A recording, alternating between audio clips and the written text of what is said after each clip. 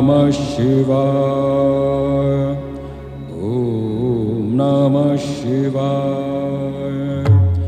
ओम नमः शिवाय। ओम नमः शिवाय। ओम नमः शिवाय। ओम नमः शिवाय। ओम नमः शिवाय। ओम नमः शिवाय। ओम नमः शिवाय। ओम नमः शिवाय। ओम नमः शिवाय। ओम नमः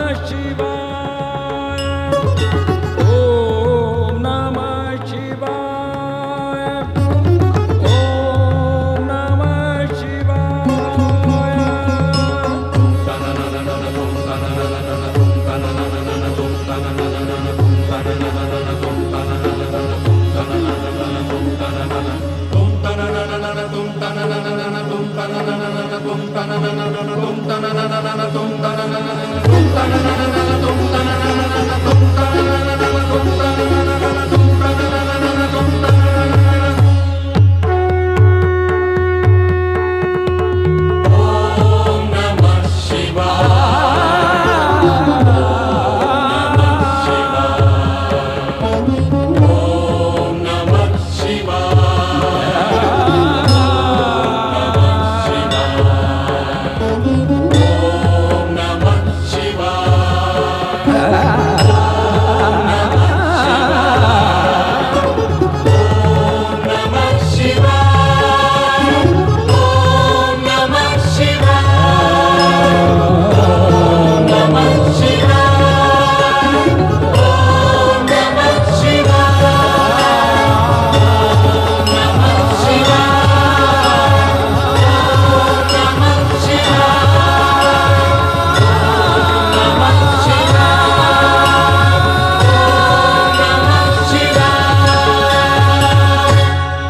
ओम नमः शिवाय।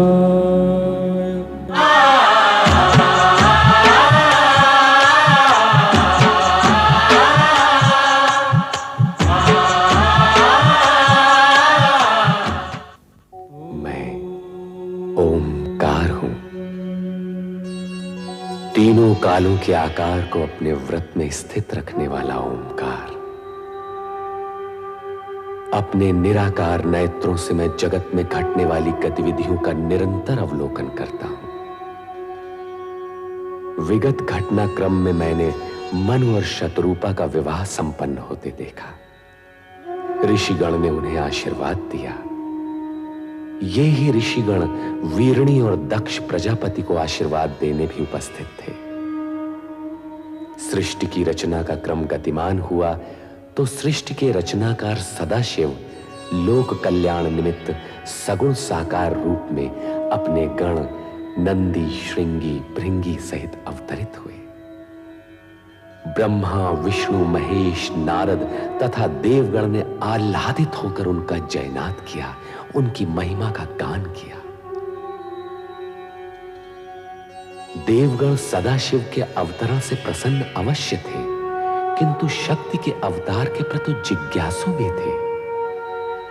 ब्रह्मा, विष्णु और नारद की जिज्ञासा का समाधान करते हुए सदाशिव ने स्पष्ट किया कि शक्ति अजन्मा नहीं होगी, उसका जन्म लौकिक होगा, वो सगुण रूप में प्रकट होगी।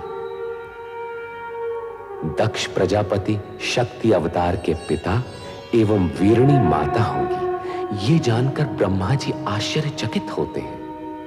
कारण कि महान सिद्धि और सफलता के लिए कठोर तप की आवश्यकता होती है। शक्ति को पुत्री रूप में प्राप्त करने के लिए दक्ष के लिए तप करना अनिवार्य था। भावी रचना को आकार देने के लिए ब्रह्मा जी ने एक ओर रति और कामदेव का विवाह कर देने के लिए अपने मानस पुत्र दक्ष को प्रेरित किया, तो दूसरी ओर शक्ति को पुत्री रूप में प्राप्त करने के निमित्त उन्हें तप की ओर प्रवृत्त होने का आदेश भी दिया। पिता का आदेश मानकर प्रजापति दक्ष अपनी पत्नी वीरणी सहित शक्ति की साधना में संलग्न हो गए। तपस्या फलित हुई और शक्ति ने प्रकट होकर उनके यहां पुत्री रूप में जन्म लेने का आश्वासन दिया। साथ ही सावधान भी कर दिया कि उनके जन्म के पश्चात उन्हें शक्ति रूप में नहीं, पुत्री रूप में स्वीकार कर उसी के अनुसार आचरण करें। अपने वचन और वरदान के अनुसार शक्ति ने सती के रूप में वीरणी के गर्भ से जन्म लिया। इस तेजस्वी कन्या के जन्म से संपूर्ण राजभवन में हर्ष और प्रसन्नता का सागर उमड़ पड़ा। त्रिकालदर्शी और तीनों लोकों में निरंतर भ्रमण करने वाले नारद नारायण का नाद करते हुए शक्ति स्वरूपा कन्या के दर्शन का लाभ लेने दक्ष के भवन में आ पहुंचे। नारद ने कन्या का नामकरण किया और उसे सती नाम से पुकारा। वीरणी ने वात्सल्य भाव से गदगद होकर अपनी नवजात कन्या को देखा। महारानी जी, हमारी सती कितनी तेजस्विनी दिखती है। मन करता है इसे देखते ही रहें। इसके सुंदर मुख से आंखें हटती ही नहीं।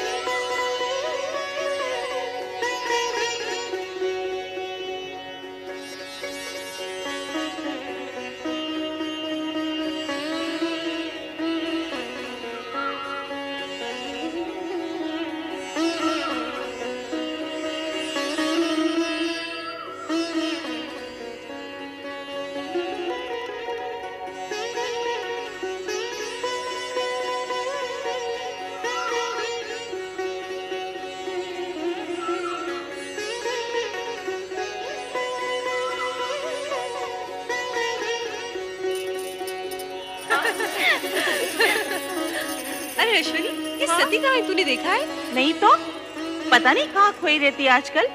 आओ देखिए कहाँ है। चलो चलो चलो।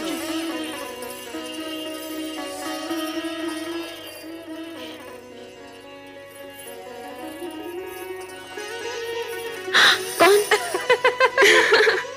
यही तो हम सब पूछना चाहती हैं सती, कि कौन है वो जिसके ध्यान में तुम हर समय मग्न रहती हो? मैं स्वयं नहीं जानती रोहिणी।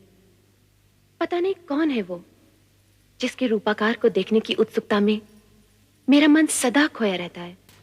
ये तो बहुत गंभीर समस्या है रोहिणी। सचमुच गंभीर समस्या है। अरे जब उस पुरुष का ही पता नहीं तो उसका रूपाकार कैसे दिखेगा? हाँ हाँ, अब तो पिताश्री दक्ष प्रजापति से निवेदन करना ही होगा कि हमारी सती का स्वयंवर रचा दें। सभी प्रकार के उत्तम पुरुष सती के सामने आकर खड़े हो जाएंगे। अच्छा सती, तेरी ना को हाँ करने के लिए हम सब पिताश्री से प्रार्थना करेंगे कि तेरा विवाह पिताश्री उसी छवि से करा दें जो तेरे हृदय में बसी है। नहीं।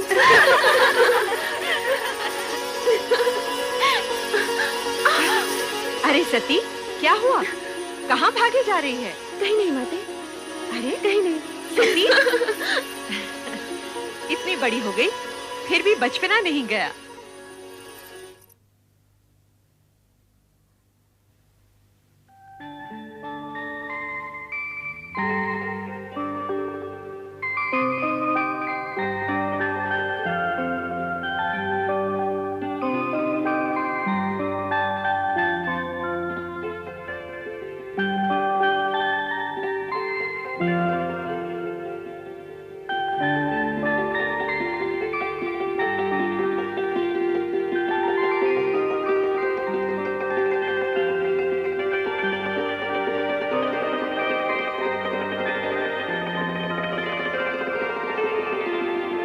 शक्ति तुम? शक्ति नहीं, मैं सती हूँ प्रभु। तुम तो अपने लौकिक नाम रूप की चर्चा करने लगी। सत्य तो यह है कि तुम ही शक्ति हो, अलौकिक शक्ति, शिव शक्ति। आपकी शक्ति आपसे विलग कैसे प्रभु? शक्ति का शिव से विलग होना संभव ही नहीं। जिसे तुम विलग समझ रही हो वो हमारी व्यापकता है, सर्वव्यापकता।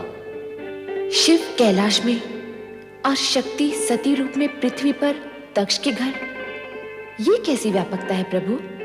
जगत में सत्य की प्रतिष्ठा के निमित्त इस व्यापकता की आवश्यकता है प्रिय, कारण कि सत्य से ही कल्याणकारी अर्थात शिव रूप जन्म लेता है। इसका ज्ञान मुझे है प्रभु कि सत्य ही शिव का आधार है। हाँ प्रिय, सत्य और शिव से पुनः सुंदर की उत्पत्ति होती है, कारण कि सत्य कभी अशिव अथवा असुंदर नहीं होता। प्रभु, ये ज्ञान भी मुझे है कि आपका सत्यम शिवम सुंदरम रूप ही जगत में व्याप्त है। इसका मूल आधार तो तुम ही हो देवी। मैं? यदि शक्ति न होती तो सत्य स्थिर न होता। शक्ति के कारण ही सत्य की रक्षा होती है, शिवम प्रशस्त होता है और सुंदरम व्यापक होता है। प्रभु, आपने तो सत्यम शिवम सुंदरम का संपूर्ण श्रेय शक्ति को अर्थात मुझे ही दे डाला। सत्य भी यही है। सती या शक्ति से रहित शिव शून्य है। ये भी तो सत्य है प्रभु कि शिव से रहित शक्ति का अस्तित्व भी शून्य है। दोनों एक दूसरे के पूरक हैं, दोनों में सापेक्षिक संबंध हैं। स्थिति ऐसी है तो फिर ये अपूर्णता क्यों? अपूर्णता कैसी प्रिय? आप लौकिक रूप में कैलाश पर और मैं लौकिक व मानव देह में दक्ष प्रजापति के घर। मानव देह के कारण मानवीय गुण व कामनाएं भी हमारे साथ हैं देवी, किंतु तुम्हें इस सत्य का ज्ञान तो होगा ही कि हमारा यह लौकिक व अलौकिक रूप तथा जगत की संपूर्ण रचनाएं सत्यम शिवम सुंदरम की रक्षा व निर्वाह हेतु ही हैं। प्रिय, शीघ्र ही लौकिक रूप में हमारा मिलन होगा। सत्यम शिवम सुंदरम की रक्षा हेतु? हाँ देवी, हमारे मिलन हेतु पंचाक्षरी मंत्र का जाप तुम्हारा आधार होगा। पंचाक्षरी मंत्र अर्थात ओम नमः शिवाय।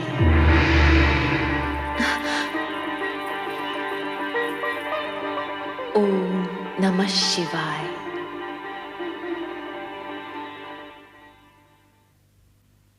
बेटी सती, सती उठो, प्रभात हो गया।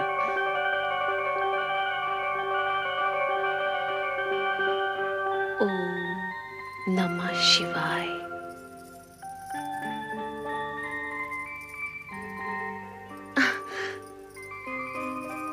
ओम नमः शिवाय, ये क्या है?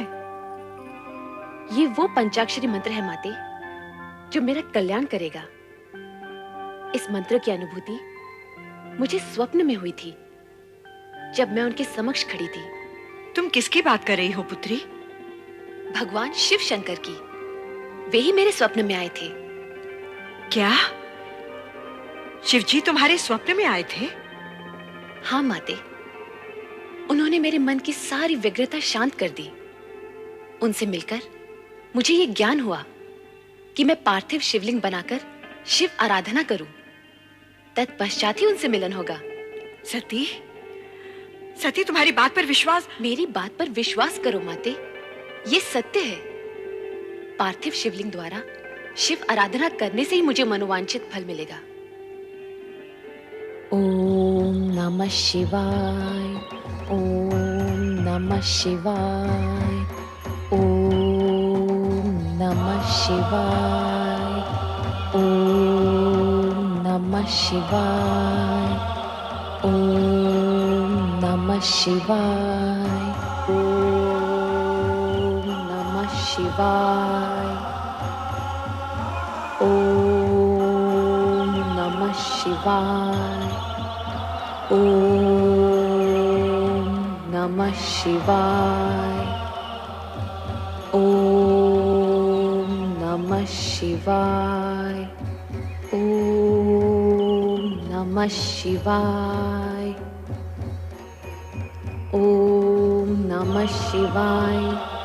ओम नमः शिवाय, ओम नमः शिवाय, ओम नमः शिवाय, ओम नमः शिवाय, ओम नमः शिवाय, ओम नमः शिवाय, ओम नमः शिवाय, ओम नमः शिवाय, ओम नमः शिवाय, ओम नमः शिवाय, ओम नमः शिवाय, ओम नमः शिवाय, ओम नमः शिवाय, ओम नमः शिवाय, ओम नमः शिवाय, ओम नमः शिवाय, ओम नमः शिवाय, ओम नमः शिवाय, ओम नमः शिवाय।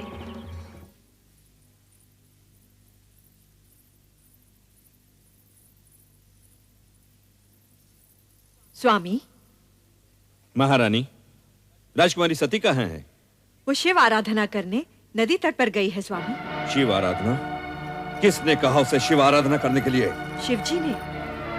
वे सती के स्वप्न में आए थे। उस स्वप्न के बाद सती बदल सी गई है। ये नहीं हो सकता महारानी। दक्ष प्रजापति के होते हुए ये कदापि नहीं होगा। सती हमारी पुत्री है। उसके हिताहित के विषय में सोचना हमारा कर्तव्य है और सती के प्रति हम अपने कर्तव्य का पालन अवश्य करेंगे। ओम नमः शिवाय, ओम नमः शिवाय, ओम नमः शिवाय, ओम नमः शिवाय, ओम नमः शिवाय। पुत्री सती, पुत्री सती। प्रणाम पिताश्री। ये तुम क्या कर रही हो? पिताश्री, देवेश्वर शिव ने आज्ञा दी है कि मैं इसी प्रकार शिव आराधना करूं।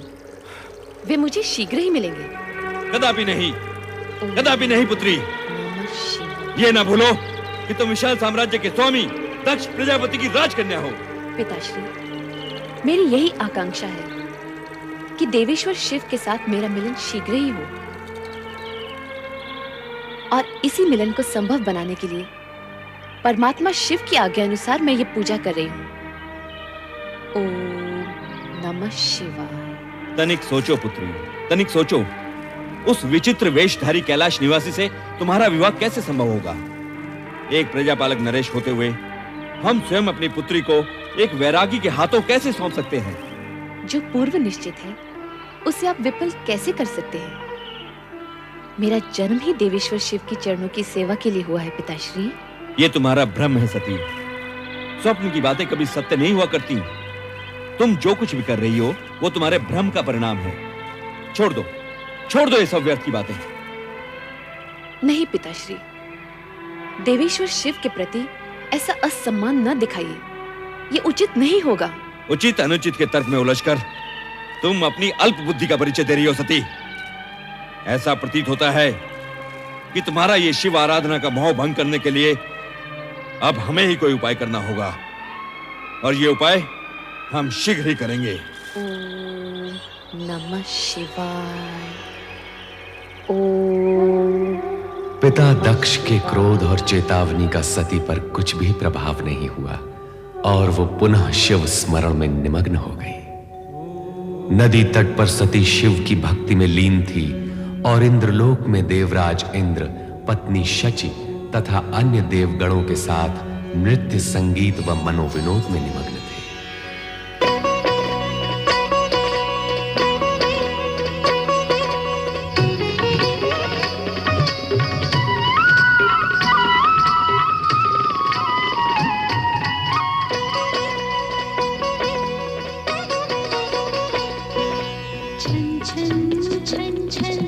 पायल छन के खन खन खन खन गंग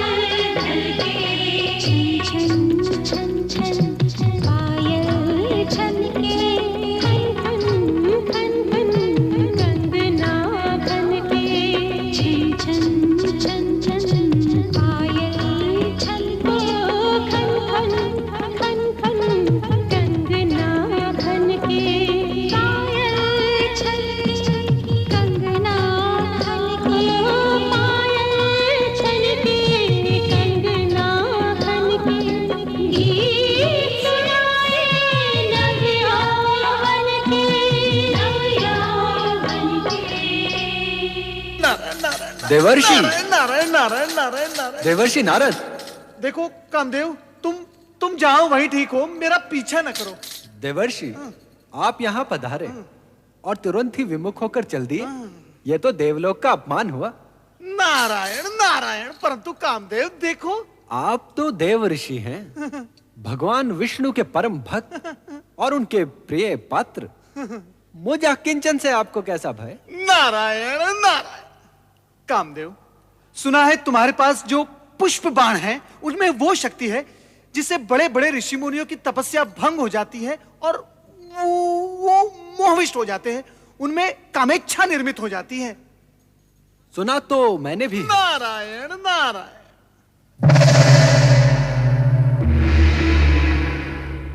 किंतु मैं पुष्प बाण की इस शक्ति को देखना भी चाहता हूं। हाँ। किसी सुपात्र पर इसका प्रयोग करना चाहता हूं। हाँ? और आप? नारायण नारायण। कामदेव, ऐसा नहीं हो सकता। मैं नारायण भक्त बाल ब्रह्मचारी, प्रयोग के लिए क्या मैं ही शेष रह गया हूं? ये घृणित विचार तुम छोड़ दो। घृणित विचार? ये आप क्या कह रहे हैं देवऋषि? यदि ये कृत्य घृणित होता तो क्या परमपिता ब्रह्मा मुझे इसकी आज्ञा देते? आप इतने विद्वान हैं, इतने ज्ञानी हैं, फिर भी इतनी सी बात नहीं समझते कि बिना कामेच्छा के जागृत हुए नर नारी एक दूसरे के प्रति आकर्षित कैसे होंगे? और यदि आकर्षित नहीं होंगे तो सृजन कैसे होगा देवर्षि? तुम्हारा तर्क उचित है। तो फिर पहला पुष्प बाण यहां स्वर्ग लोक में किसी उचित पात्र पर छोड़ना। हो सकता है प्रयोग ही प्रयोग में कोई स्वर्गिक सृजन ही हो जाए। नारायण नारायण। जहां पहले से ही गीत संगीत और उन्माद की भावना व्याप्त है, वहां ये पुष्प बाण भला क्या प्रभाव डालेंगे? इनकी शक्ति का प्रमाण देखना है तो इनका प्रयोग किसी इंद्रिय जय, जीवन से विरक्त और साधु मना व्यक्ति पर किया जाए। आप तो स्वयं इसी कोटि में आते हैं ना मुनिवर। और देखो कामदेव, इससे पहले कि मैं तुम्हें श्राप दूं, मेरी दृष्टि से दूर हो जाओ। नारायण नारायण। आपने मेरी पूरी बात तो सुनी ही नहीं। मैं तो ये कह रहा था कि आप मुझे किसी ऐसे पात्र का नाम बता दीजिए जो मानव दुर्बलताओं पर विजय पाकर भगवान में लिप्त हो। देवर्षि, हर ऐसे स्थान में तो आपका आना जाना लगा ही रहता है जहां प्रभु का नाम लिया जा रहा हो। कृपा करके कुछ बताइए ना। देवी संध्या। देवी संध्या? ये कौन है देवर्षि? एक ब्रह्मचारिणी जो दिन रात ऋषि मुनियों के सत्संग में रहकर मानवीय दुर्बलताओं पर विजय प्राप्त कर चुकी है। कामदेव, मुझे पूर्ण विश्वास है कि उस पर आपकी ये पुष्प बाण व्यर्थ जाएंगे। यही तो देखना है देवर्षि। और हां, सुपात्र की खोज में सहायता देने के लिए धन्यवाद। नारायण नारायण। ब्रह्मचारिणी संध्या। ओम आदित्याय नमः स्वाहा। ओम आदित्याय नमः स्वाहा। ओम आदित्याय नमः स्वाहा। ओम वैश्वनराय नमः स्वाहा। ओम वैश्वनराय नमः स्वाहा।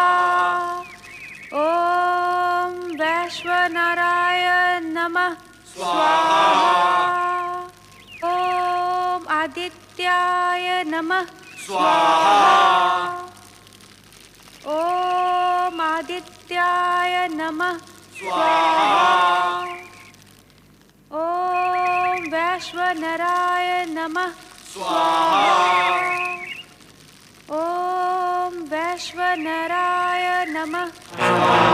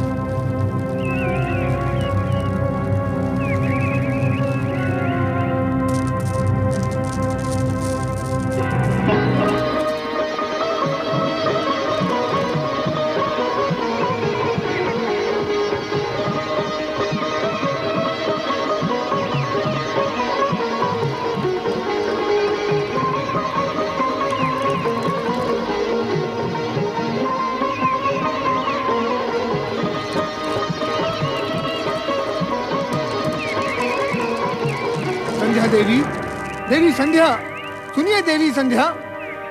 हे ब्रह्मदेव, ये क्या अनर्थ हो रहा है? ओम नमः शिवाय।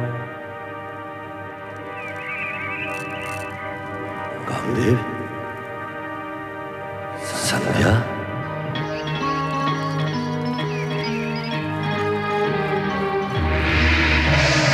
कामदेव,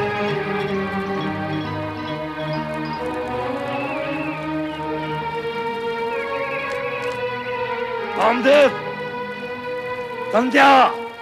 हाँ?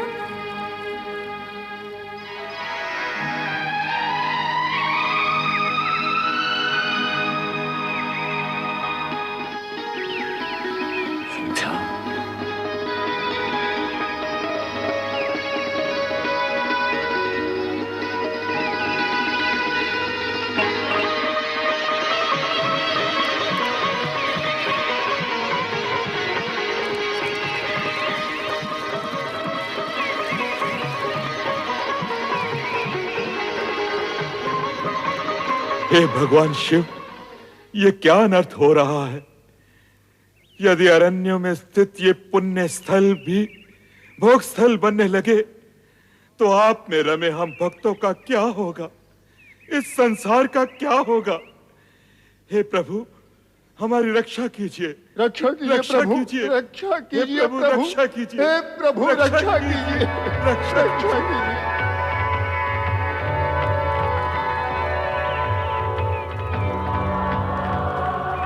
ब्रह्मदेव, संध्या,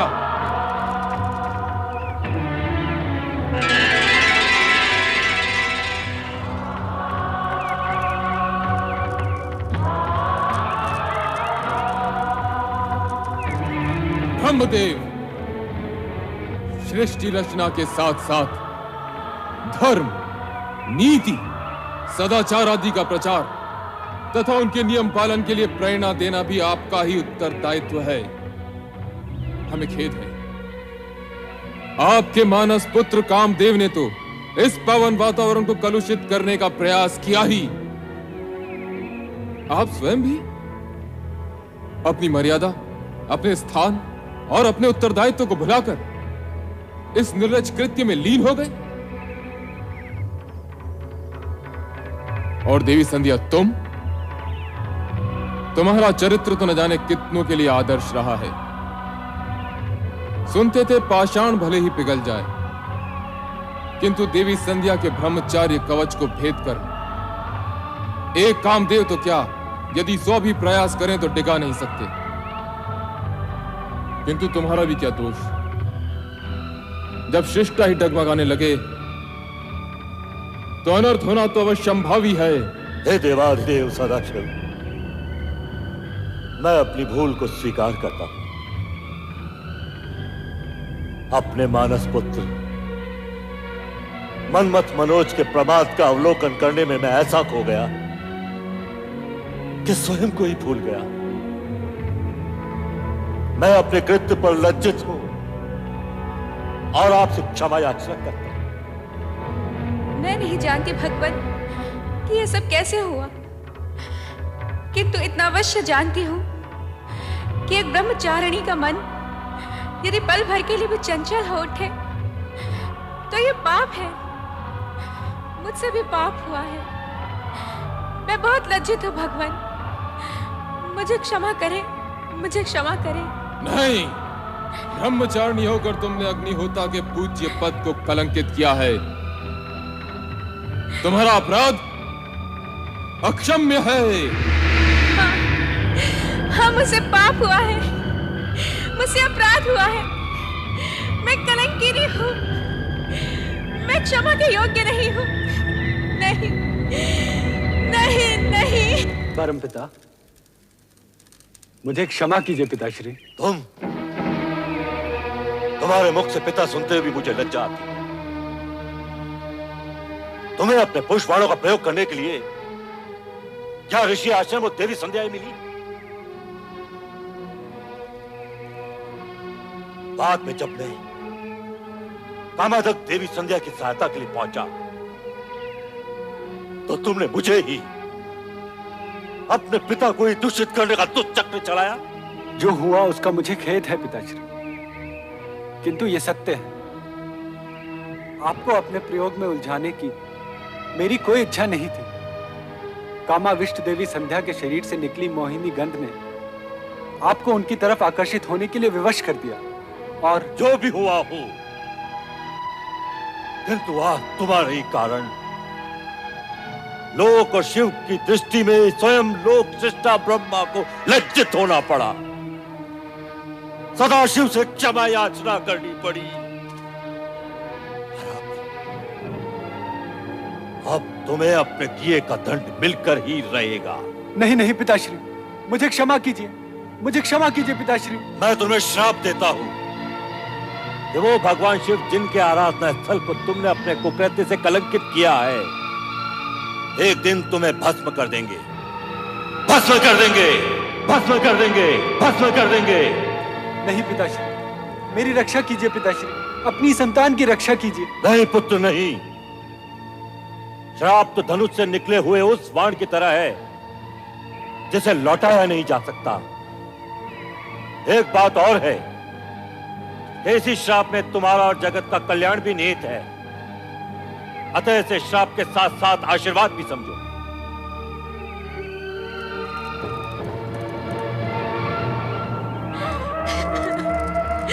मैं पापी हूँ, मैं अपराधी हूँ, मैं पापी हूँ, मैं कलंकिनी हूँ, मैं कलंकिनी हूँ, मैं कलंकिनी हूँ, मैं कलंकिनी हूँ, मैं कलंकिनी हूँ, मैं कलंकिनी हूँ, मैं कलंकिनी हूँ, मैं कलंकिनी हूँ, मैं पापिन हूँ, मैं पापिन हूँ, मैं पापिन हूँ, मैं कलंकिनी हूँ।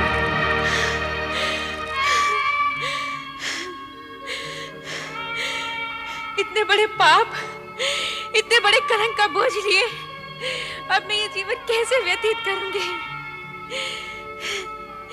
जिस शिव की एक झलक पाने के लिए बरसों से इस जीवन को पुण्य कर्मों में लगाए रखा था, वही शिव आज सामने भी आए तो मात्र ये कहने के लिए कि मेरा पाप अक्षम्य है।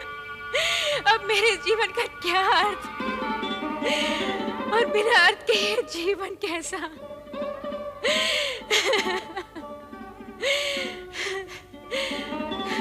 तो आज मैं इस जीवन का अंत ही किए देती हूँ।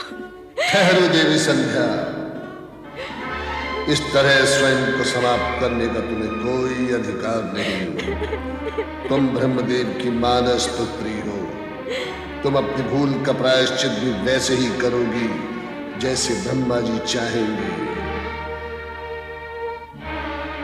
ओम नमः शिवाय, ओम नमः शिवाय, ओम नमः शिवाय, ओम नमः शिवाय, ओम नमः शिवाय, ओम नमः शिवाय। ब्रह्मा जी, ऋषि श्रेष्ठ वशिष्ठ, प्रणाम देव।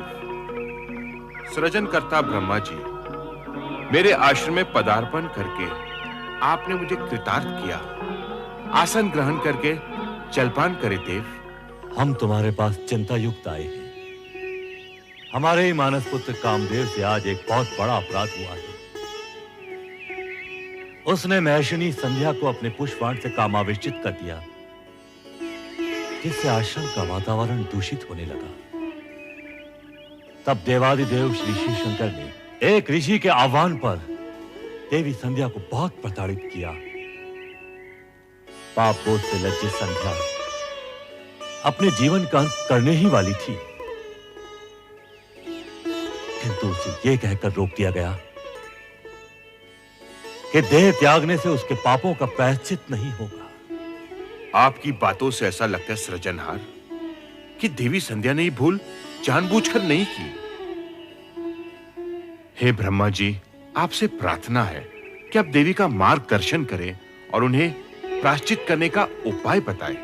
मात्र एक उपाय है, वो है देवादिदेव श्री शिव शंकर के क्रोध को अपनी तपस्या से शांत करना। तुम्हारे पास हम इस कारण से आए हैं कि तुम देवी संध्या के पास जाओ, शिव महिमा और शिव तपस्या की विधि से उन्हें अवगत कराओ। जो आज्ञा परमदेव।